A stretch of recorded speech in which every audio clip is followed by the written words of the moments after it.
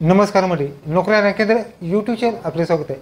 मित्रांनो, संचालनालय व वैद्यकीय शिक्षण विभाग मुंबई यांच्यामार्फत तांत्रिक व अतांत्रिक पदाची गट आणि ड सर्वाधिक रिक्त पदांची जाहिरात प्रसिद्ध करण्यात आले आहेत. यामध्ये मित्रांनो ही जाहिरात आहेत त्याची ठिकाणी मुदतवाढ आणि एक नोटिफिकेशन सुद्धा आले आहेत. या संदर्भात आपण संपूर्ण माहिती या ठिकाणी घेणार आहोत. तर व्हिडिओ शेवटपर्यंत पहा. व्हिडिओला लाईक करा, शेअर करा, कमेंट करा. असेच निवडून पाहण्यासाठी चॅनलला सबस्क्राईब करून बेल आयकॉन दाबा. आजचा व्हिडिओ सुरू करूया. ओके, तर मित्रांनो, महाराष्ट्र शासन याच्यामार्फत आयुक्त वैद्यकीय शिक्षण व संशोधन आयुष्यामध्ये या ठिकाणी पदभरती सुरू करण्यात आल्या आहेत. यामध्ये मित्रांनो ही जी पदभरती आहे त्या ठिकाणी ऑनलाईन स्वरूपात अर्ज सादर करण्यास मुदतवाढ देण्यात आलेली आहे. यामध्ये मित्रांनो वैद्यकीय शिक्षण व औषध द्रव्य विभागात यांच्यामध्ये या ठिकाणी गट तांत्रिक याची व अतांत्रिक पदाची जाहिरात प्रसिद्ध करण्यात आली होती. यामध्ये सरळ सेवेच्या कोट्यातून रिक्त पदांची या ठिकाणी जाहिरात प्रसिद्ध करण्यात आली होती. यामध्ये मित्रांनो तुम्हाला दिनांक 18/6/2025 रोजी या ठिकाणी सूचनेनुसार 19/6/2025 ते 9/7/2025 रोजीपर्यंत तुम्ही ऑनलाईन स्वरूपाचा फॉर्म भरायचा होता. यामध्ये मित्रांनो तुम्हाला या ठिकाणी गुरुवार दिनांक 10/7/2025 ते सोमवार दिनांक 14/7/2025 रात्री 11 वाजेपर्यंत तुम्हाला ठिकाणी मुदतवाढ मिळालेली आहे. मित्रांनो ही जाहिरात आहे ती मित्रांनो तुम्हाला गट तांत्रिक व अतांत्रिक पदाची जाहिरात असणार आहेत. ह्या सगळ्या डिटेल्स तुम्हाला med.ed.in या वेबसाईटवर तुम्हाला संपूर्ण माहिती भरायची आहे. त्याचबरोबर ह्या सगळ्या डिटेल्स तुम्हाला ह्या व्हिडिओमध्ये आपण पाहणार आहोत. उपयुक्त भरती प्रक्रिया, परीक्षा रद्द करणे, स्थगित करणे किंवा अंशतः बदल करणे हे या ठिकाणी सर्व अधिकार या ठिकाणी शासन निर्णयात असणार आहेत. म्हणजे जे वैद्यकीय शिक्षण मंडळ आहेत त्यांच्याकडे सर्व आरक्षण असणार आहेत. यासाठी मित्रांनो स्पर्धा परीक्षा 2025 गट तांत्रिक व अतांत्रिक पद्धती कोणकोणती असणार आहेत. यासाठी मित्रांनो पहिलं पोस्ट आहेत ग्रंथपाल, एकूण 5 जागा असणार आहेत. पे स्केल असणार आहेत 38,600 ते 1,62,000 दरम्यान. पुढची पोस्ट आहेत आहार तज्ञ, एकूण 18 जागा असणार आहेत. पे स्केल 30 असणार आहेत 38,600 ते 1,62,000 दरम्यान. पुढची पोस्ट आहेत समाजसेवा अधिकारी वैद्यकीय 135 जागा. ह्यासाठी मित्रांनो पेमेंट असणार आहेत 38,600 ते 1,62,000 दरम्यान. पुढची पोस्ट आहेत भौमितिकोपचार तज्ञ, एकूण 17 जागा. पे स्केल मित्रांनो तुम्हाला 38,600 ते 1,62,000 दरम्यान. त्याचबरोबर पुढची आहे तो प्रोशा तंत्रज्ञ यासाठी 181 जागा पदभरती असणार आहेत. ह्यासाठी 35,400 ते 1,12,000 दरम्यान पे स्केल असणार आहेत. पुढची पोस्ट आहेत ECG तंत्रज्ञ, ह्यासाठी मित्रांनो एकूण 84 जागा असणार आहेत. पे स्केल असणार आहेत 35,400 ते 1,12,000 दरम्यान. पुढची पोस्ट आहे 7वी क्षयकिरण तंत्रज्ञ, यासाठी 94 जागी पदभरती असणार आहेत. यासाठी मित्रांनो तुम्हाला पे स्केल असणार आहेत 35,500 ते 1,12,400 दरम्यान पे स्केल असणार. पुढची पोस्ट आहेत सहाय्यक ग्रंथपाल, यासाठी एकूण 17 जागा.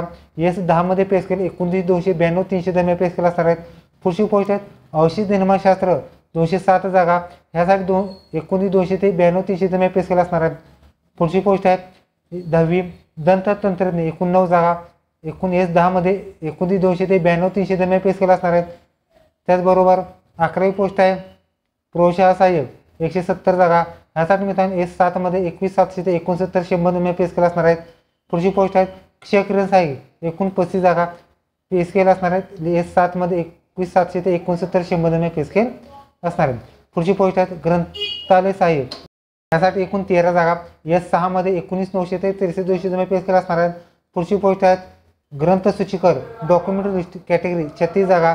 ह्यासाठी मित्रांनो तुम्हाला 19,900 ते 63,200 दरम्यान पे स्केल असणार आहेत. पुढची पोस्ट आहेत चालक, यासाठी 37 जागा असणार आहेत. यासाठी मित्रांनो तुम्हाला 19,900 ते 63,200 दरम्यान पे स्केल असणार आहेत. यासाठी मित्रांनो जे गट तांत्रिक जे पद असतात त्यासाठी 1,058 जागा असणार आहेत.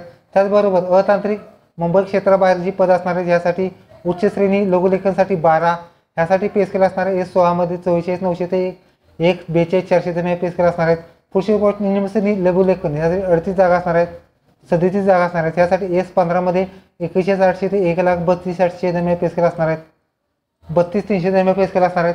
एकूण मित्रांनो अतांत्रिक एकूण 49 जागा असणार आहेत आणि तांत्रिक आणि अतांत्रिकसाठी 1,107 जागी पदभरती असणार आहे. शैक्षणिक अर्हता जाहिरातीमध्ये नमूद पदाकरता अर्ज 9/7/2025 पर्यंत तुमच्याकडे सेवा नियमानुसार शैक्षणिक अर्हता पूर्ण करावी लागणार आहे.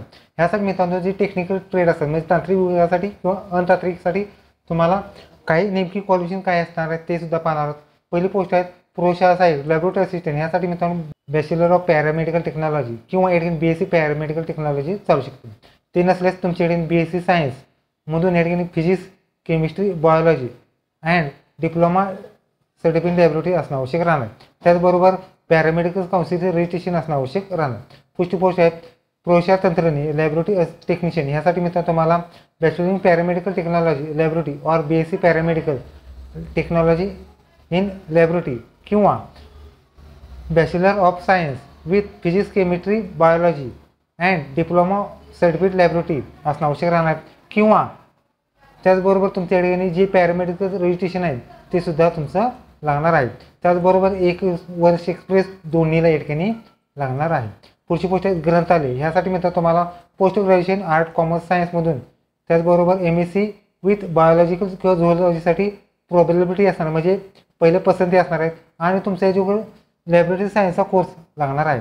त्याचबरोबर लायब्ररी सायन्स ह्यासाठी मित्रांनो तुम्हाला 10वी बरोबर तर लायब्ररीचा कोर्स आणि 6 महिने अनुभव लागणार आहे. पुढची गोष्ट सायन्स ग्रंथपाल लायब्ररी असिस्टंटसाठी मित्रांनो तुम्हाला डिग्री आर्ट कॉमर्स सायन्समधून त्याचबरोबर प्रोबॅबिलिटी असणार आहे मित्रांनो BSc बायोलॉजी किंवा झुऑलॉजीसाठी किंवा डिप्लोमा असेल तरी चालू शकतं. 6 महिन्याचा अनुभव लायब्ररीचा लागणार.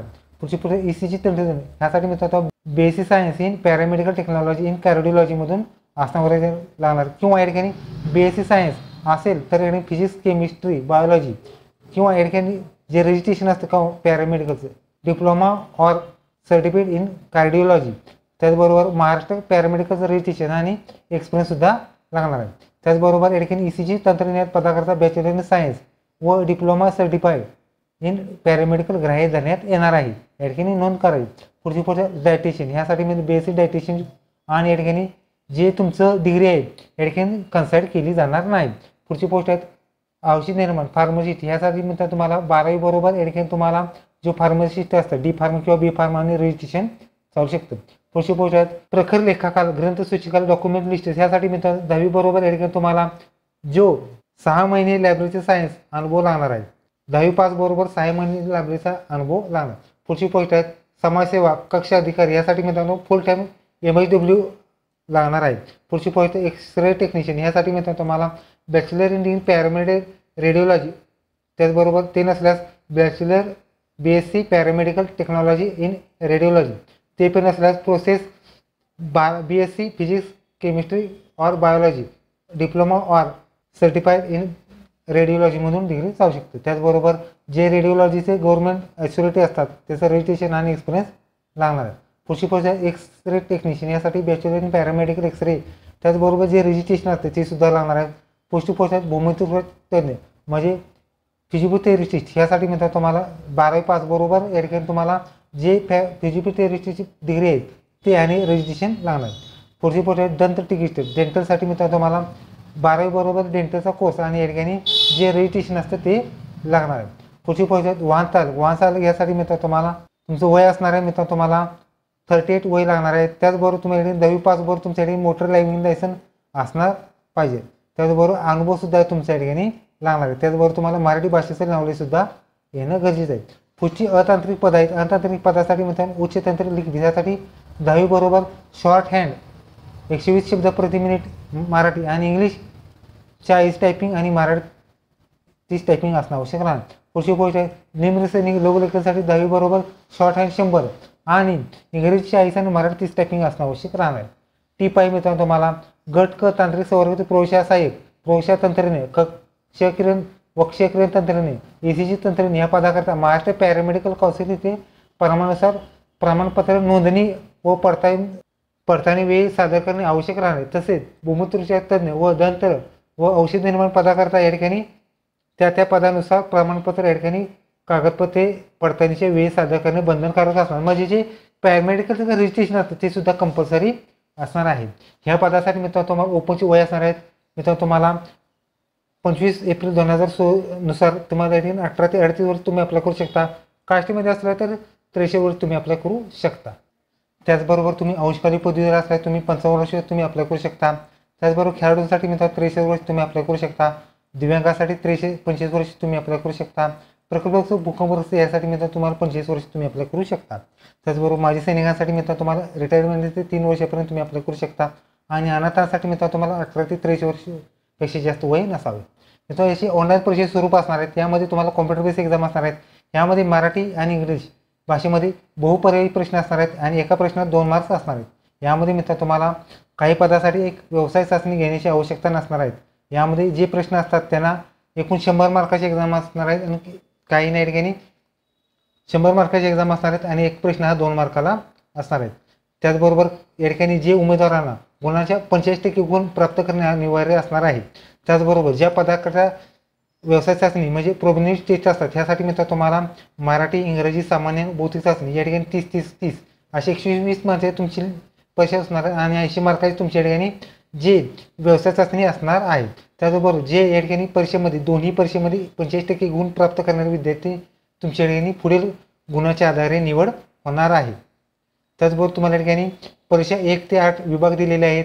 विभाग 1 मराठी, 2 इंग्रजी, 3 सामान्य ज्ञान आणि 4 तर्क अभियोग्यता चाचणी अशा स्वरूपात MCQ टाईप तुमची एक्झाम असणार आहे. ओके, तर ही तुम्ही मित्रांनो महाराष्ट्र शासन यांच्यामार्फत तांत्रिक व अतांत्रिक विभागातील या ठिकाणी जी नवीन अपडेट आलेले आहेत त्या संदर्भात संपूर्ण माहिती पाहिली.